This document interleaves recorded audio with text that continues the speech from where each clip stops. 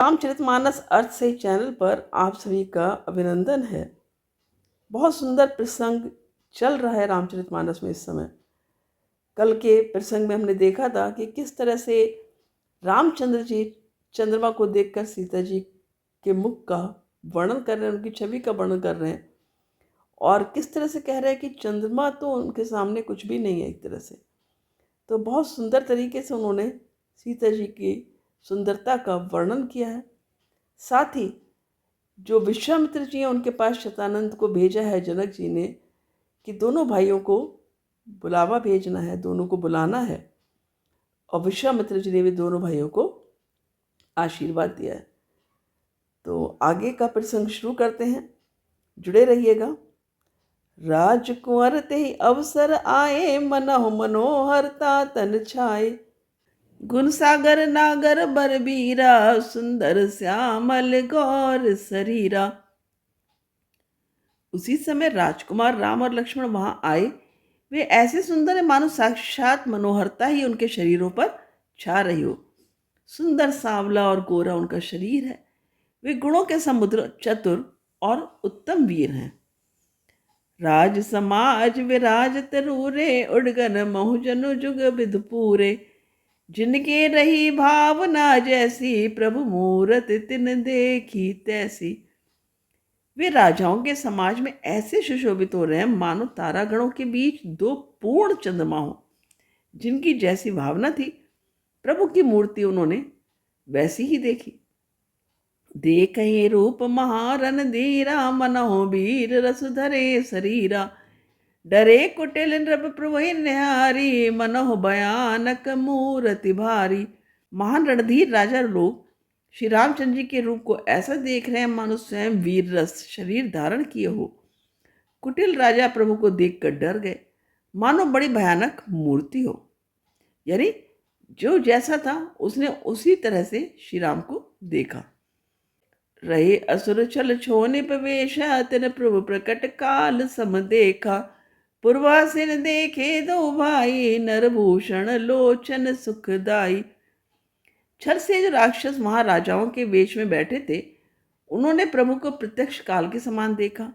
नगर निवासियों ने दोनों भाइयों को मनुष्यों के भूषण रूप और नेत्रों को सुख देने वाला देखा। नारी बिलो कहीं हर्ष है, निज निज रुचि अनुरूप। जन सोहत सिंगार धरी, मूर्ति परम अनूप।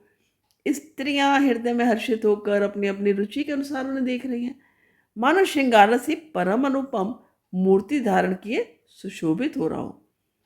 विदूषण प्रभु प्राट में तीसा, बहुमुख कर पगलोचन सीसा। जनक जाति अवलोक ही कैसे, सजन सगे प्रिय लागहि जैसे। विद्वानों को प्रभु विराट रूप में दिखाई दिए, जिसके बहुत से मुंह, हाथ, पैर, नेत्र और सिर हैं। जनक जी के सजातीय कुटुंबी प्रभु को किस तरह, किस प्रिय रूप में देख रहे हैं, जैसे सगे सज्जन संबंधी प्रिय लगते हैं। सहित विदेह बिलो कही रानी, शिशु सम प्रीति न जाति बखानी। जोगिन परम तत्व में भाषा, शांत शुद्ध सम सहज प्रकाशा। जनक समेत रानियां उन्हें अपने बच्चे के समान देख रही हैं।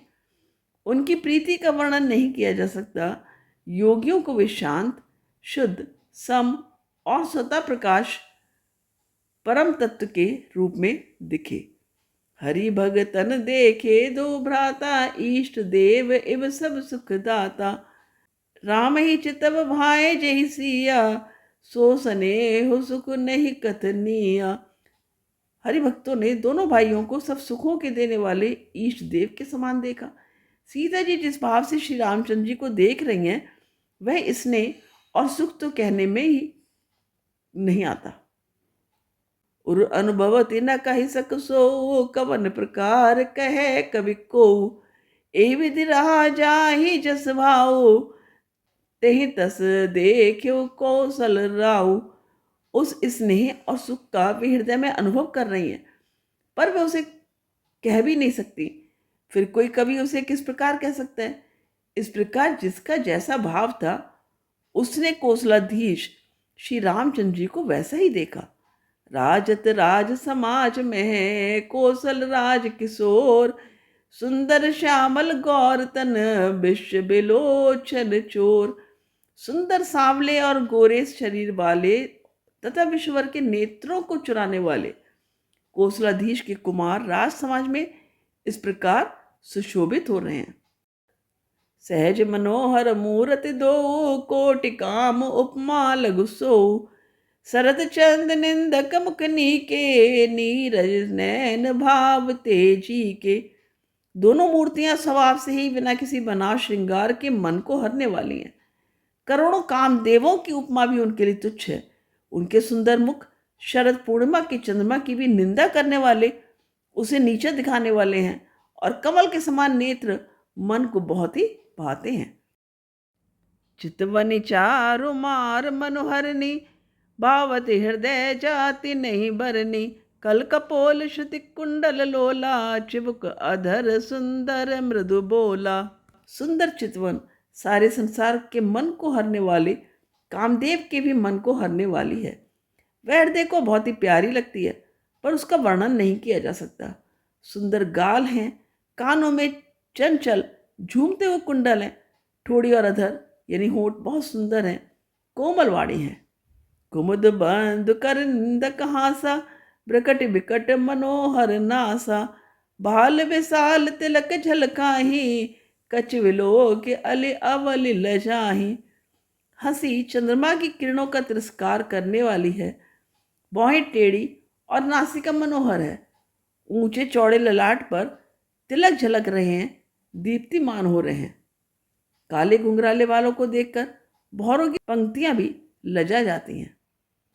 पीत चौत नीस रन सुहाई, कुसुम कली बिच बीच बनाई, रेखे रुचिर कांब कलगीवा, जनु त्रिभुवन सुषमा की सीवा। पीली चौकोनी टोपियां सिरों पर सुशोभित हैं, जिनके बीच बीच में फूलों की कलियां बनाई गई हैं। शंख के समान सुंदर गोल गले में मनोहर 3 रेखाएं हैं, जो मानो तीनों लोगों की सुंदरता की सीमा को बता रही हैं। कुंजर मणिकंठा कलित उरनि तुलसी का माल, वृषभ कंद के हर ध्रवने बल निधि बाहु विशाल। हृदयों पर गजमुक्ताओं के सुंदर कंठे और तुलसी की मालाएं सुशोभित हैं। उनके कंधे बैलों के कंधे की तरह ऊंचे तथा पुष्ट हैं। एड़ यानी खड़े होने की शान सिंह की सी है, और भुजाएं विशाल और बल की भंडार हैं। कटित नीर पीत पट पांधे, कर सर धनुष बाम बर कांधे, पीत जग उपबीत सुहाए, नखस गमंज महा छवि छाए। कमर में तरकस और पीतांबर बांधे हैं, दाहिने हाथों में बाण और बाएं सुंदर कंधों पर धनुष तथा पीले यज्ञोपवीत चनु शोभित हैं। नख से लेकर शिखा तक सब अंग सुंदर हैं, उन पर मनोहर शोभा छाई हुई है। देखी लोग सब भये सुखारे, एक टक लोचन चलत न तारे, हर्ष जनक देखे दो भाई, मुनि पद कमल गए तब जाई। उन्हें देखकर सब लोग सुखी हुए। नेत्र एक टक निमेष शून्य हैं, और तारे पुतलियां भी नहीं चलते। जनक जी दोनों भाइयों को देखकर हर्षित हुए। तब उन्होंने जाकर मुनि के चरण कमल पकड़ लिए। करी बेनती निज कथा सुनाई, रंग अवनि सब मुनि ही दिखाई, जह तह जाहि कुंवर वर दो, तह तह चकित चितव सबको। बिंदी करके अपनी कथा सुनाई और मुनि को सारी रंगभूमि यानी यज्ञशाला दिखाई। मुनि के साथ दोनों श्रेष्ठ राजकुमार जहां जहां जाते हैं, वहां वहां सब कोई आश्चर्यचकित होकर देखने लगते हैं। निज निज रुख राम ही सब देखा, को न जान कछु मरम विशेषा, बलि रचना मुनि नृप्रसन्न कहो, राजा मुदित महासुख लयो। सबने राम जी को अपनी अपनी ओर ही मुख किए हुए देखा, परंतु इसका कुछ भी विशेष रहस्य कोई जान न सका। मुनि ने राजा से कहा, रंगभूमि की रचना बड़ी सुंदर है। विश्वामित्र जैसे निष्प्रय विरक्त और ज्ञानी मुनि से रचना की प्रशंसा सुनकर राजा प्रसन्न हुए और उन्हें बड़ा सुख मिला। सब मंचन ते मंचु एक, सुंदर बिसद विशाल, मुनि समेत दो बंद तह बैठा रे महिपाल। सब मंचों से एक मंच अधिक सुंदर, उज्जवल और विशाल था। स्वयं राजा ने मुनि सहित दोनों भाइयों को उस पर बिठाया। तो बहुत सुंदर प्रसंग चल रहा है। आज का प्रसंग अति सुंदर प्रसंग रहा और आगे भी बहुत सुंदर सुंदर प्रसंग हैं सीता स्वयंवर के। तो वीडियो देखना ना भूलिएगा। रामचरितमानस अर्थ से चैनल से जुड़े रहिएगा। चैनल को सब्सक्राइब करें, वीडियो को लाइक शेयर करें। आभार आप सबका। धन्यवाद। जय श्री राम।